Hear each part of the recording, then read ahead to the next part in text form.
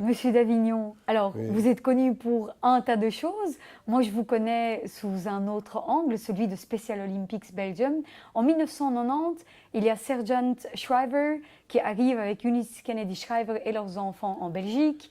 Il va rencontrer le roi Baudouin dans le temps et lui demande de l'aide pour Special Olympics Belgium. Et à ce moment-là, le roi vous contacte, vous. Qu'est-ce qui se passe? bien, nous étions déjà préoccupés par la situation de mettre le mieux possible des enfants qui ont non pas un handicap physique, mais un handicap intellectuel.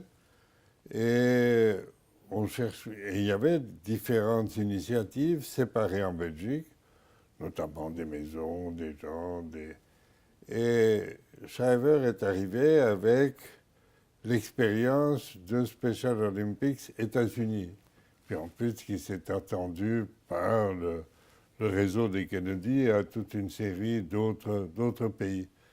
Et il souhaitait que la Belgique intervienne.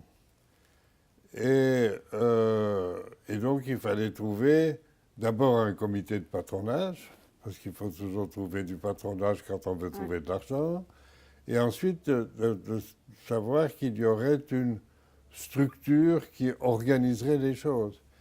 Parce que, comme vous le savez bien, on ne peut faire des jeux que s'il y a une organisation derrière.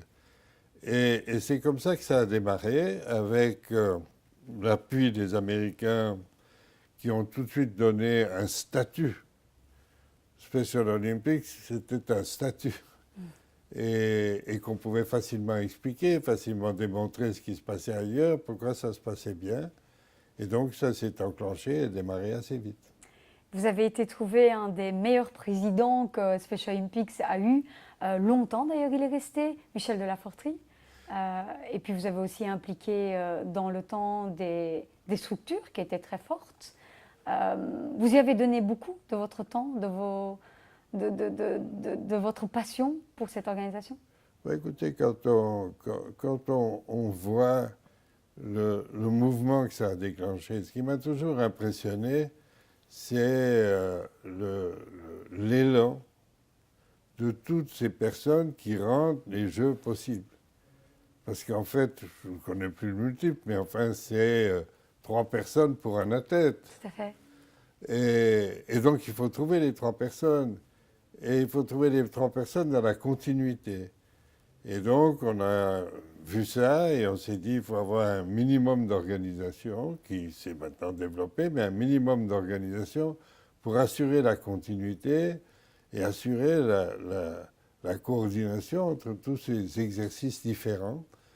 Et donc, ce qui est étonnant et remarquable, c'est de trouver autant de personnes qui sont prêtes à s'impliquer, y compris beaucoup de personnes qui ne connaissent pas ces situations dans leur famille.